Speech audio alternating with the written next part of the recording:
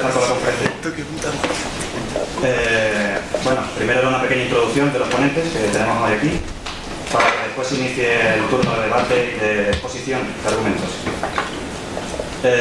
Con esta conferencia, en la que trataremos el tema de la renta básica desde distintas perspectivas, dando inicio a la jornada de economía justa y crítica de la Asociación de Estudiantes de Economía, que se fundó en 1982 y que siempre ha tenido vocación por realizar este tipo de actos para influir un poco en el ambiente de debate en la universidad. Hemos elegido este tema por ser de gran actualidad y formar y ser un foco de debate en muchos espacios. Intentaremos así arrojar un poco de luz sobre el tema planteado, con distintas posturas y respondiendo a determinadas preguntas que vemos que son necesarias para comprender qué es y cómo funcionaría la renta básica. Para ello, quiero agradecerles a los ponentes que tenemos hoy aquí que vayan a participar de la conferencia, que son Borja Barrera, Eduardo Garzón, buenos días. Buenos días. Y Juan Ramón Rayo. Buenos días. ¿Qué tal? Buenos días. Empezaré a introducir un poco los ponentes. Borja Barrera Calvo, licenciado en Derecho Económico por la Universidad de Deusto y en Ciencias Políticas por la Autónoma. Ha sido investigador visitante en la Cátedra Hoover de Ética Social y Económica en Bélgica, de la Universidad de McGill de Canadá. Actualmente es profesor de Filosofía del Derecho aquí en la Autónoma. Además, es coautor del estudio El régimen de garantía de ingresos mínimos en España, propuesta de revisión, entre otros artículos y trabajos, junto a en numerosas revistas internacionales y nacionales. Eduardo Garzón Espinosa, licenciado en Economía y Administración de Empresas por la Universidad de Málaga, hizo el máster de Economía Internacional y Desarrollo por la Universidad Complutense de Madrid, donde también actualmente está desarrollando su tesis doctoral en Economía.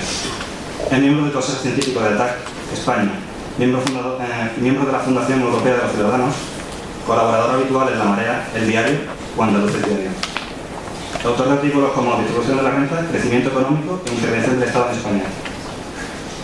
Además de otros papers y trabajos, y autor de un capítulo en el libro La gran estafa de Alberto Garzón. Juan Ramón Rayo es licenciado en Derecho y Economía por la Universidad de Valencia y se doctoró en Economía por la Universidad de Juan Carlos, en Madrid. Es director del Instituto Juan de Mariana y director del Máster de Economía en el Centro de Estudios Superiores Online de Madrid, Manuel Ayau, OMA, y profesor en la Escuela Superior de Negocios, ISEAD. Autor de trabajos desde Una crisis y 5 errores hasta Contra la Modern Monetary Theory, Los 7 fraudes inflacionistas de Warren Mosler, que se publicó recientemente. Ha recibido numerosos galardones como el Premio Julián Marías en 2011 o el Premio Vernon Smith en 2009 o el Premio de la Comunidad de Madrid al Mejor Investigador menor de 40 años. Colabora habitualmente con medios como Libertad Digital, El Economista y Voz Populi, así como otros medios como El Mundo, La Razón o el Wall Street Journal. También participa en numerosos debates televisivos y radiofónicos, donde se le ve debatiendo. Además de todo eso, está preparando un libro que se llama Contra la renta básica, que se publicará recientemente próximamente en Madrid. Para que no haya dudas. Y ahora le doy la palabra a mi compañero Antonio, que será el moderador, y explicará un poco cómo está estructurado el debate. Buenos días. El debate durará 1 hora y media aproximadamente y constará de 2 partes. La primera parte será una pequeña presentación en la que cada autor presentará su teoría, y les pido que sea más o menos breve porque tenemos un tiempo limitado, unos 20 minutos máximo. Y luego tendremos una segunda parte que será una ronda de preguntas que la comenzaremos nosotros y esperemos que participéis. Sin más dilación, le cedo la palabra a Borja.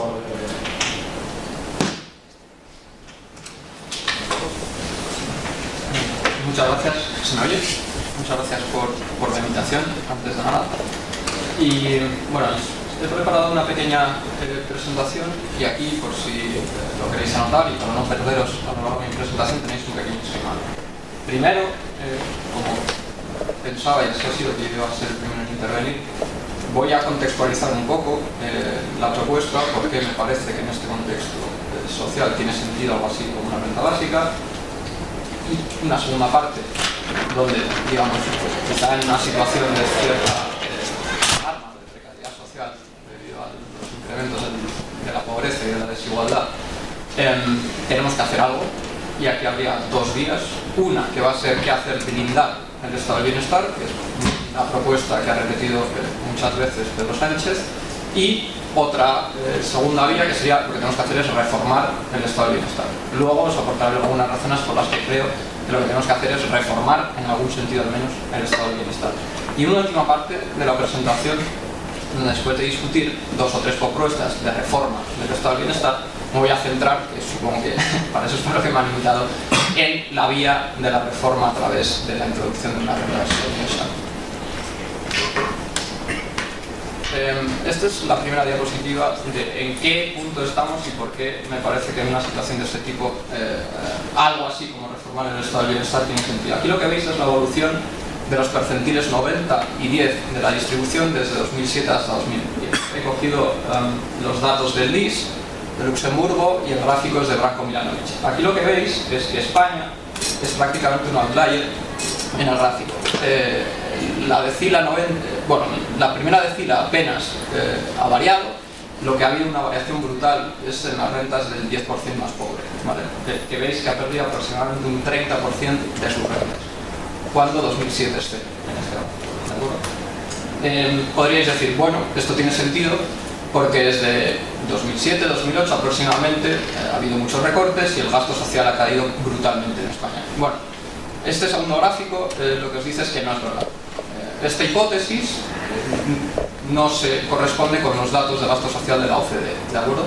Lo que podéis decir es que veníamos de una etapa de mucho crecimiento del gasto social y que desde 2007-2008 este incremento se ha congelado, pero no que haya descendido bestialmente. Si este gráfico me lo hubiera llevado 2-3 trimestres más adelante, probablemente notaríamos un pequeño descenso.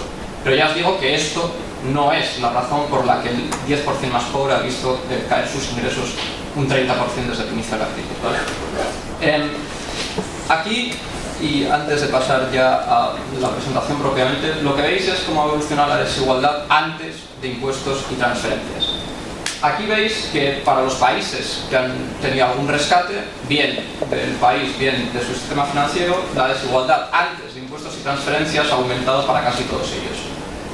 Especialmente para Grecia. Pero bueno, salvo Italia, digamos, donde no se aprecia ninguna diferencia demasiado importante, para el resto de países sí hay un incremento de la desigualdad antes de impuestos y transferencias. Como veis, más o menos los Ginis están entre el 42 y el 58, que es bastante elevado, ¿vale? Pero como sabéis, las sociedades modernas nos hemos dotado de una cosa que se llama el estado del bienestar y que lo que pretende es precisamente reducir o corregir algunos de los resultados más desiguales, al menos de los mercados laborales. ¿Qué ocurre cuando vemos la situación después de impuestos y transferencias? Pues vemos que salvo el caso de España, que no consigue ninguna reducción significativa, el resto de países no solo no ha aumentado la desigualdad, sino que de hecho ha disminuido, ¿vale? Precisamente porque se activan estos mecanismos de impuestos y transferencias en situaciones de crisis. Bueno, ante esto, digamos, que revela al menos cierta disfunción, cierto funcionamiento anormal en comparación con otros países con los que la comparación además me resulta pertinente, como Grecia, como Italia, como Portugal, ¿qué hace? Porque eso lo que revela precisamente es un funcionamiento bastante poco eficaz de los mecanismos de protección del estado de bienestar español, ¿no? Bueno, pues la primera propuesta, como se avanzaba en el esquema, es blindar el estado del bienestar. Esta es la propuesta básicamente del PSOE y se la habréis oído muchas veces a Pedro Sánchez. ¿Por qué me parece, y por qué ir luego a las propuestas de reforma, por qué me parece que esta es una mala opción? Bueno, aquí lo que tenéis es cómo funciona realmente el estado del bienestar en España en un solo gráfico. Este es el gráfico más interesante creo que os voy a presentar hoy. Aquí es cuánto percibe, 100 sería la media, lo que recibe el ciudadano medio en la distribución, por transferencias del estado del bienestar en dos categorías, 30% más rico, 30% más pobre. Distribución de ingresos, ¿vale? Pues lo que veis es que hay básicamente dos clústeres de países. Los sospechosos de hacerlo bien, que son Suecia, Reino Unido, Holanda, Dinamarca y Australia, donde, como veis, el 30% más pobre, o sea, las barritas rojas, reciben bastante más de 100, o sea, bastante más de la media, y un clúster de países sospechosos de hacerlo mal, donde están Turquía, México, Italia, Grecia, Portugal y España, donde el 30% más pobre recibe menos. Y diréis, bueno, esto es bastante contraintuitivo. O sea, precisamente el estado del bienestar está para proteger a las vecinas más pobres, a los que reciben menos ingresos del mercado laboral, ¿no? Bueno, esto tiene una explicación bastante sencilla, y es que, como sabéis, hay mecanismos del estado del bienestar que no están pensados para redistribuir ingresos, sino para asegurarnos contra eventualidades como el desempleo, la enfermedad, la discapacidad, este tipo de cosas. El estado del bienestar es un estado del bienestar básicamente contributivo, y donde las prestaciones contributivas de desempleo tienen un peso enorme. Entonces, lo que hace el estado del bienestar de España es replicar las situaciones que teníamos en el mercado laboral. Un tío que ha tenido un trabajo más o menos estable durante 20 años o durante 30 años tendrá una prestación de desempleo contributiva más o menos generosa y una pensión más o menos generosa. Un tío que ha tenido frecuentes entradas y salidas del mercado laboral, con contratos temporales, con una situación de precariedad en general, tendrá una protección de desempleo más o menos baja y una prestación de jubilación más o menos exigua. Esto es lo que explica esta definición del estado del bienestar de España. Entonces aquí tenemos varias opciones y varios programas de partidos políticos que tienen propuestas sobre qué hacer en el sentido de reformar el estado del bienestar. La primera es la de Podemos, que, como sabéis, en un momento en el programa para las elecciones europeas defendió la renta básica como tal, universal e incondicional, pero que ahora defiende algo así como un sistema de garantía de rentas mínimas, ¿vale? Una segunda opción, de un partido también más o menos nuevo, que también pretende reformar el estado del bienestar en lugar de dejarlo todo tal como está, es Ciudadanos. Ciudadanos lo que plantea es generar un empleo de calidad y suficientemente retribuido, ¿vale? A través, luego lo veremos, de algo así como un complemento de ingresos para los trabajadores más pobres, para Working Poor. Y la propuesta de Izquierda Unida, que también pretende reformar en algún sentido, supongo que les explicará luego Eduardo, el estado del bienestar a través de 3 propuestas que son pan, trabajo y techo. Supongo que Eduardo luego nos dirá en qué consiste exactamente, o con algún detalle, la propuesta del trabajo garantizado. En realidad las 3, y este es el título, digamos, de la diapo, las 3 propuestas responden más o menos a la misma idea de garantizar un salario digno por un trabajo digno, ¿vale? Lo que pasa es que las 3 propuestas, insisto, la de Podemos, la de Ciudadanos y la de Izquierda Unida, lo hacen a través de mecanismos o de dispositivos distintos. Estos eran los programas electorales, lo que os he puesto, y esto es más o menos el pedigrí académico de cada una de las 3 propuestas. La de Ciudadanos, hablaba antes con Juan Ramón, aunque Rivera y Garicano en entrevistas hablaron exactamente, o sea, con estos mismos términos de impuesto negativo, en realidad creemos ambos que funciona más como un crédito reembolsable. De forma que no lo cobraría todo el mundo, que no sería universal, como en algunas propuestas puede ser el impuesto negativo, sino que solo lo cobrarían aquellos que están efectivamente participando en el mercado laboral. Tú pones un mínimo, que creo que en la propuesta de Ciudadanos está en torno a los 13.000 euros, y es un complemento que se paga a todos aquellos que tienen rentas inferiores a 13.000 euros. Esto es un sistema que existe, de hecho, en Estados Unidos y en Inglaterra, en el Reino Unido, y en el caso del Reino Unido, porque en Estados Unidos es más complejo porque hay distintas regulaciones, en el Reino Unido, que es que tiene una regulación general, obliga a trabajar al menos 16 horas semanales para ser elegible por el programa de crédito fiscal reembolsable, ¿vale? El impuesto negativo es básicamente esa misma idea, pero sin el requisito de tener que participar necesariamente en el mercado laboral. La segunda idea, la de la renta mínima garantizada, es la propuesta típicamente socialdemócrata y que existe en todos los países de la Unión Europea, salvo Italia. Italia tiene una ley en marcha, o sea que es probable que en breve tenga un mecanismo de este tipo, ¿vale? En España, como sabéis, no es de ámbito nacional, sino que son las comunidades autónomas, luego explicaré un poco más esto, las que tienen programas autonómicos de garantía de ingresos, que normalmente se suelen llamar así, renta mínima de inserción o renta mínima garantizada, algo similar. Y la última propuesta, la del trabajo garantizado, que será, supongo, la que nos explique con detalle, y por eso no voy a entrar en ella, Eduardo, es una propuesta bien conocida también en la literatura sobre políticas sociales, y el autor así más conocido, digamos, sería Philip Howley, que ha estado en muchas de las conferencias sobre renta básica internacionales, ¿vale? Defendiendo esta misma idea. Las he clasificado, digamos, y luego supongo que Juan Ramón hará más el énfasis en esto, en propuestas de menos a más intervención pública o más intervención del Estado en la economía, ¿vale? El impuesto negativo, por ejemplo, lo defendió Friedman porque no altera fundamentalmente, bueno, sobre todo el ITC, ¿no? Pero no altera fundamentalmente el funcionamiento de los mercados. La renta mínima garantizada pues es el típico equilibrio socialdemócrata, ¿no? Sí que altera más los incentivos a participar en el mercado laboral, porque la cobraría aquella gente que tampoco participa en el mercado laboral, y la última sí que es clarísimamente proveer de un empleo público, que sea el Estado el que tenga que crear empleos, pues supongo que es la propuesta que más intervención requiere, ¿no?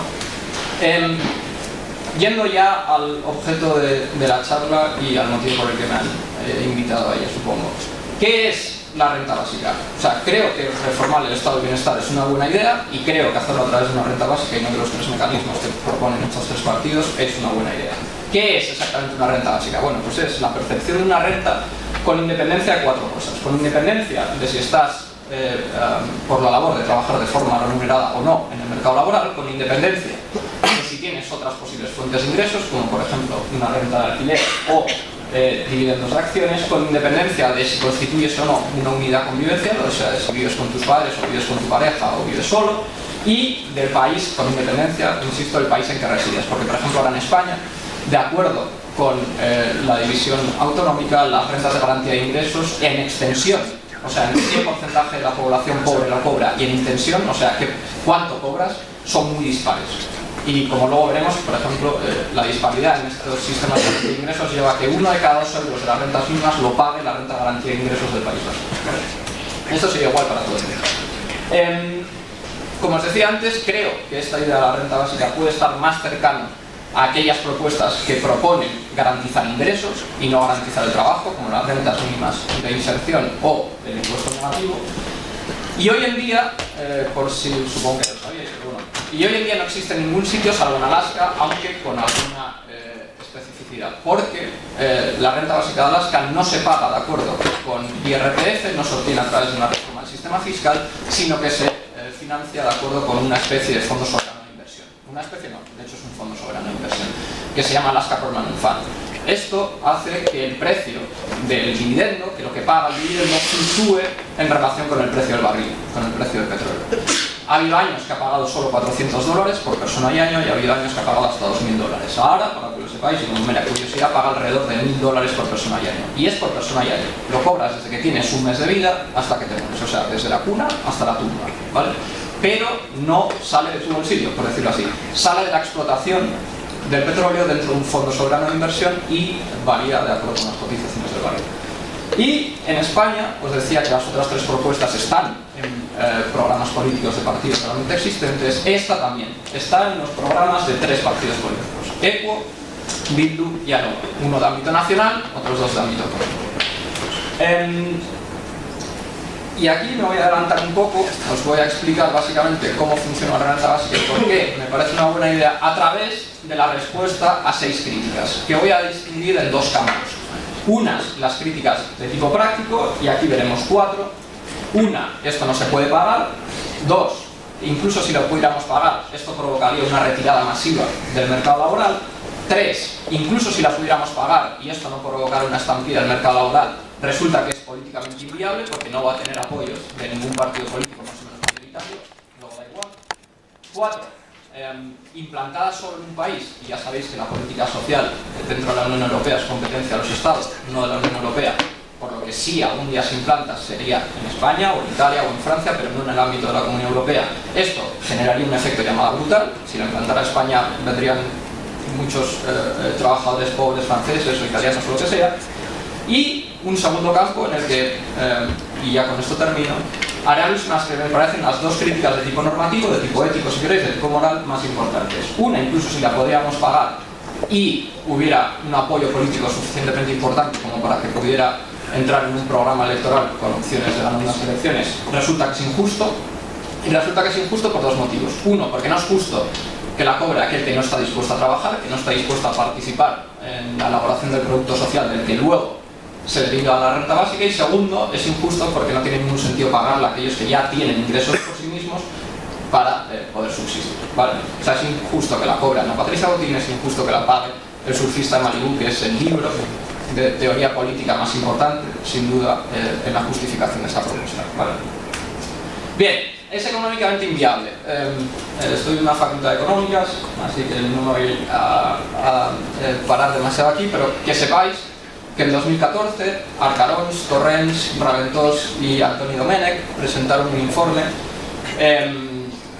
El modelo que utilizan es siempre el mismo, es el de Jordi Arcarons, que han utilizado para hacer una simulación, una microsimulación en Guipúzcoa, en Cataluña, y ahora lo han hecho para el conjunto del Estado. Tiene aproximadamente, la información es del Instituto de Estudios Fiscales, está basada aproximadamente en 3 millones de declaraciones de IRPF, y lo que hace es financiar una renta básica a través de la instauración de un impuesto de tipo único. Supongo que sabéis lo que es. El tipo único queda en esta propuesta alrededor del 49%, y lo que hacen es integrar en ese tipo todas las rentas, todo tipo de rentas, ¿de acuerdo? No hay un tipo único solo para las rentas laborales, sino que las rentas del capital se integran en ese tipo único. Ese, el 49% aproximadamente, es el tipo nominal, pero como sabéis, lo que importa es el tipo efectivo. Aquí, en esta propuesta, hay aproximadamente un 70% de ganadores, que se corresponden además con las 7 decilas primeras de la distribución, o sea, el 70% más pobre, por decirlo así, y un 30% que pierden, que son, casualidad, las 3 decilas superiores de la distribución. O sea, que esto en realidad es una redistribución, y supongo que la gente que se opone a ello, y lo entiende bien, se opone precisamente a ello por esto, ¿vale? Esto implica básicamente una redistribución de 35.000 millones de euros desde las 3 decilas superiores de la distribución hasta las 7 decilas inferiores de la distribución, ¿de acuerdo? Habría que tocar el sistema fiscal, obviamente, ya os digo, integrando básicamente todas las rentas en un tipo único, pero se puede pagar, ¿de acuerdo? Otra cosa es que me digáis, bueno, una redistribución masiva de este tipo es injusto, por ejemplo, obtendría efectos dinámicos sobre el mercado laboral, porque esto es un modelo de equilibrio parcial, obviamente, que harían desaconsejable adoptar algo así como una renta básica. Pero bueno, te estaba respondiendo de momento a la objeción de esto es económicamente inviable, no se puede pagar. No se puede pagar, hay otras simulaciones hechas a partir de 3 millones de declaraciones de la renta que, redistribuyendo rentas, afirman que se puede pagar, ¿vale? Segundo, bueno, vale, supongamos que esto se puede pagar, que con una reforma como la que proponen Arcarons et al. Arcarons es catedrático de Economía Aplicada en la Universidad de Barcelona, lo que alguno queréis mirar en Google. Esto provocaría una retirada masiva del mercado laboral.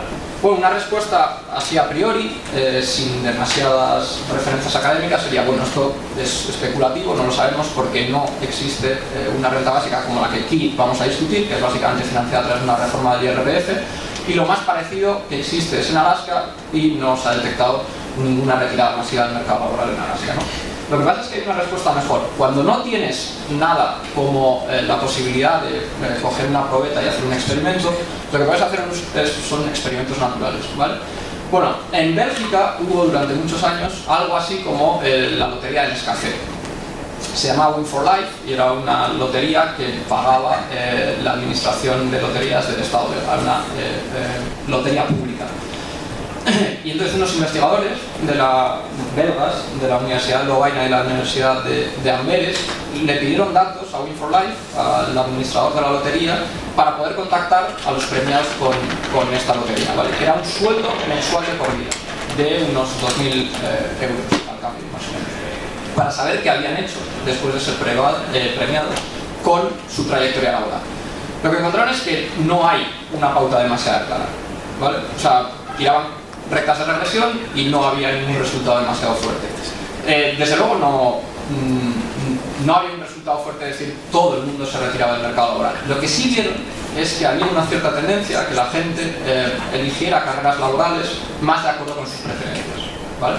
Si antes trabajaban como cajeros en el súper o como electricistas o lo que fuera, y ellos tenían una preferencia más o menos fuerte por trabajos de tipo autotélico, como pintar, escribir papers, ensayos o lo que fuera, lo que sí que vieron es que había cierta orientación hacia tener empleos de tipo más autotélico, ¿vale? Y el otro experimento natural que se hizo, quizá alguno de vosotros leyerais el artículo en El Confidencial, que se publicó hace 2 meses, un artículo, por cierto, para estar escrito en prensa muy por encima de la calidad media de lo que se suele leer, El otro experimento, no, lo digo sinceramente, estaba muy bien, y cuando están las cosas muy bien, pues está bien decirlo. Estaba muy bien el artículo, y lo que relataba básicamente es la experiencia, un experimento que tuvo lugar en Manitoba, en un pueblo que se llama Dauphin, una pequeña ciudad de tipo más o menos agrícola, entre 1974 y 1979. Fue un experimento que duró aproximadamente 5 años, y aquí la N no son 180 y pico tíos premiados con la Win for Life, sino que es una comunidad política importante y cuyos efectos pueden ser relevantes para lo que hacemos nosotros, que es teoría social, ¿no? El paper en el que se basa el artículo del Confidencial lo escribió Evelyn Forget, y era una psicóloga que vio que habían pasado 20 años, se habían tomado todos los datos sobre qué había ocurrido con ese experimento y nadie los había sacado del cajón porque llegaron los años 80 y la crisis, y vieron que, bueno, que incluso si los resultados no eran del todo malos, no se podían hacer extensivos al conjunto de Estados Unidos, ¿no? Bueno, los resultados, por abreviar, porque somos 3 hoy, básicamente fueron los mismos. No hubo un efecto apreciable de retirada masiva del mercado laboral, ¿vale? Insisto, es especulativo, no sabemos exactamente si habría o no una retirada masiva del mercado laboral. Toda la evidencia que tenemos hasta ahora no indica que fuera a ser así, ¿vale? Esto es todo lo que podemos decir hasta ahora con la evidencia que tenemos, y creo que es todo lo que puedo decir, lo más serio que puedo decir. 3. Incluso si se pudiera pagar, incluso si fuera viable por los efectos que provoca sobre el mercado laboral, resulta que no es políticamente viable. Esta no suele ser la crítica más habitual en los debates sobre renta básica, y sin embargo a mí me parece la más seria y la más potente. De nuevo, cuando no sabemos exactamente, porque el CIS no pregunta sobre nuestras preferencias acerca de la renta básica, lo más que podemos hacer es ver qué ha pasado. Bueno, pues hace aproximadamente 3 o 4 meses, Podemos lanzó una encuesta en Reddit a todo aquel que quisiera darse de alta sobre qué le pareció la renta básica. Las 3 primeras preguntas, y este es el pantallazo que os pongo, preguntaban a todos aquellos, por cierto, la N de nuevo es más o menos respetable, son 7.804 respuestas. Tener en cuenta que los participantes en el programa político de Vista Alegre fueron 100.000, o sea que es aproximadamente un 10%. O sea, la N es más o menos respetable. Me podéis decir que hay un sesgo de composición en la muestra, bien, vale, pero no es una N absolutamente irrelevante, no somos 5 colegas y yo los que hemos participado aquí, ¿vale? Son 7.800 personas. Les preguntaban primero, ¿te parece justo? Al 90% casi le parecía justo. Segundo, ¿sabes lo que era una renta básica? Aproximadamente el 90% de los participantes en la encuesta sabían lo que era. Y 3, ¿consideras necesaria la implantación? Aproximadamente el 90% consideraba necesaria la implantación. O sea, puedes decir, bueno, en esa transición que ha habido dentro de Podemos, desde una renta básica universal incondicional hacia algo así como una renta mínima garantizada, los cuadros del partido se han alejado de las preferencias de sus bases, de sus militantes, de aquellos al menos que participaron en esta encuesta, ¿no? Bueno, lo que pasa es que todo el mundo sabía, el 90% sabía lo que era una renta básica, pero al final, no sé si esto era una pregunta de control o realmente algo que se le fuera a olla, incluyeron una pregunta que era ¿qué grupos de población consideras que deberían recibir una renta básica? Insisto, esto está extraído de la misma encuesta, ¿eh? Esto es un pantallazo que acabo de hacer el programa mañana. Bien, como veis, resulta que el 29% decía que deberían cobrar una renta básica universal a aquellos que no disponen de ningún tipo de ingreso, y otro 29% quienes teniendo ingresos se encuentran por debajo del umbral de la pobreza. Resultado, realmente la gente lo que quiere, o aquellos que participaron al menos en la encuesta, la mayoría, digamos el 58%, lo que quieren es una renta para pobres, es una renta mínima garantizada o algún complemento de ingresos para Working Poors, ¿vale? Pero no una renta universal como tal. Y por eso, probablemente hace algunos días, en el diario.es, José Antonio Noguera publicó un artículo que se llamaba Aquella renta básica que podemos tener, que era algo así como una propuesta de una renta básica por módulos, o que él llama también renta básica modelo socialdemócrata, ¿vale? Que lo que dice es, deberíamos acercarnos hacia una renta básica a través de 4 programas que vendrían a tener unos efectos similares, pero sin concitar la oposición que concita la idea de la renta básica universal, que sería tener una pensión básica universal para los mayores de 67 años, como ocurre en México. Segundo, tener algo así como un child benefit universal para proteger a los menores de 18 años, como sabéis es la parte de la sociedad donde más ha aumentado la pobreza en España en los últimos años. Tercero, tener algo así como un impuesto negativo, pero, y al menos en la primera etapa, solo para rentas, para working pools, vamos, que funcionara como una especie de crédito fiscal reembolsable. Y cuarto, complementar el crédito fiscal reembolsable, que insisto, solo complementa ingresos de aquellos que participan en el mercado laboral, con una renta mínima garantizada en el ámbito nacional, en el ámbito de España, para todas las comunidades autónomas. ¿Vale? Los efectos, dice Noguera, serían muy similares, la protección que ofertamos sería muy similar y sin embargo nos evitamos el downside, digamos, de la mala prensa que tiene la renta básica. ¿Vale? Perdón, me interrumpo, si podemos ir acelerando. Me quedan 2 diapositivas. Cuarto, generaría un efecto llamada brutal. Bueno, como os decía, existe básicamente una renta básica universal en España, porque como veis, el País Vasco paga 150 euros por persona a aquellos que cobran, que son el 88% del SMI, esto es sobre el total de declarantes, y luego Navarra ya paga 100 euros. Bueno, lo que os decía, 1 de cada 2 euros que salen para los programas de rentas mínimas de inserción salen de la renta garantía de ingresos del gobierno vasco. Hay un efecto llamada, quiero decir, y en Euskadi, porque si alguien me dice, no, es que generaría un efecto llamada brutal, vendrían los trabajadores polacos. Bueno, primero tendrían que saber español, porque en el mercado laboral español es medio normal necesitar hablar el idioma para poder insertarse en él, ¿no? Bueno, en el País Vasco todo el mundo hablamos, yo soy de San Sebastián, español, y sin embargo la población, con un 25% de desempleo y aproximadamente un 30% de trabajadores pobres, la población se ha mantenido constante en los últimos 30 años, ¿vale? O sea que si hay un efecto llamada brutal, en Euskadi al menos no lo hemos notado. Segundo, os decía, las primeras serían las 4 objeciones de tipo más o menos práctico, y las 2 últimas, que luego además va a discutir Juan Ramón, serían de tipo ético. Bueno, incluso si pudiéramos implantar algo así como una renta básica, resulta que es injusto. Es injusto que aquel que trabaja financie un modo de vida ocioso, ¿no? Financie un modo de vida surfista en Malibu, financie el modo de vida de la cigarra.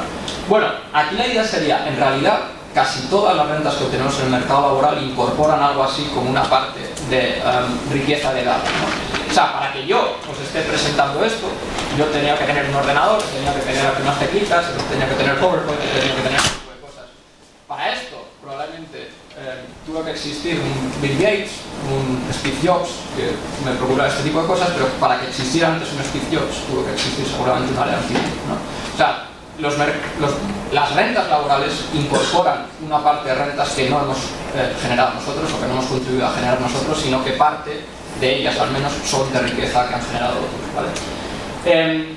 Y por último, y esta es una de las objeciones que sale sobre todo en los foros de izquierda, es injusto que la cobre Ana Patricia Botín, ¿vale? Es injusto que la cobre el señor Burns, ¿no? Bueno, aquí la idea sería, y con eso termino de verdad, al menos en los foros de izquierdas, yo creo que la mayoría de nosotros no estaría dispuesta a decir, bueno, el hijo de Ana Patricia Botín o el nieto de Ana Patricia Botín debería pagar cada vez que va al médico, entrando incluso por urgencias, o le deberíamos denegar el acceso a la educación pública.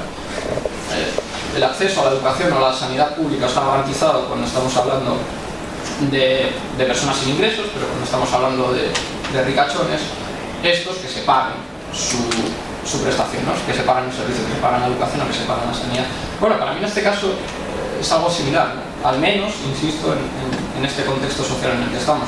Tener una base material, unos recursos materiales, me parece que es una garantía para poder ejercer los derechos que nos reconoce la Constitución y todos los ordenamientos jurídicos. O sea, me parece que es la única forma de hacer material, de hacer efectivos los derechos que de otra forma no son más que derechos formales y que quedan en papel.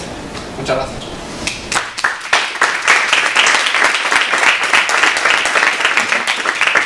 Gracias a los próximos ponentes. Les pido por favor un poquito más de brevedad porque nos hemos ido casi a los 30 minutos, entonces se pueden...